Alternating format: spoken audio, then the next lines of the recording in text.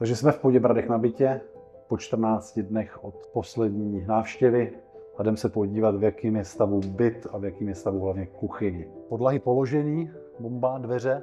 Je to po prvním hrubém úklidu, takže to vypadá moc dobře. Tady už jsme ve fázi počínajícího lištování. Na podlahách máme skandinávský dub v celém bytě, kde přechodové lišty budou jenom v koupelně a na záchodě, jinak to máme celý v kompletu, bez přechodových lišt. Kašmírový sokly, které se nám budou propisovat tady do dveří, které budeme instalovat ve čtvrtek. Ty budou taky v dekoru kašmír. Současně s tím ladíme do stejného dekoru i vypínače a zásuvky. Centrální středy budou bílý a zbytek bude laděný do kašmíru, takže paráda.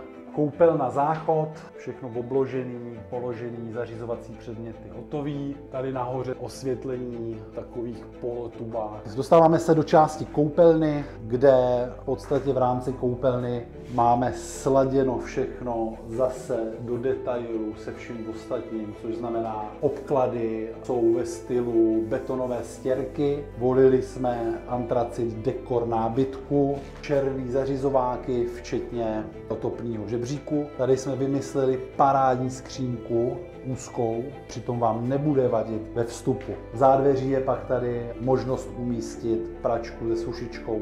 Příprava samozřejmě hotová. Vanička z litého mramoru, termostatická hlavice, pecka.